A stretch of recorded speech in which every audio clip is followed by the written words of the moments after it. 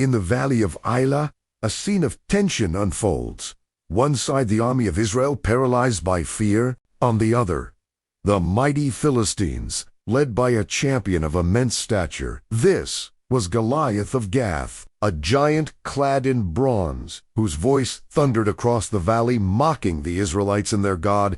For 40 days, a single voice of defiance echoed across the hills. But to this scene of despair, a young shepherd boy named David arrived, carrying only supplies for his brothers. He heard the giant's taunts, and his heart burned not with fear, but with righteous anger. He went before King Saul and said, "Let no one's heart fail. Your servant will go and fight this Philistine." Saul was skeptical, but David insisted, "Your servant has been keeping his father's sheep. When a lion or a bear came and carried off a sheep from the flock, I went after it and struck it. The Lord who rescued me from the paw of the lion and the paw of the bear will rescue me from the hand of this Philistine." Convinced by his faith, Saul agreed. David refused the king's armor, for his trust was not in bronze or steel. He carried only his shepherd's staff and a simple sling. Goliath looked at the boy and laughed with contempt. But David's reply was filled with unshakable faith.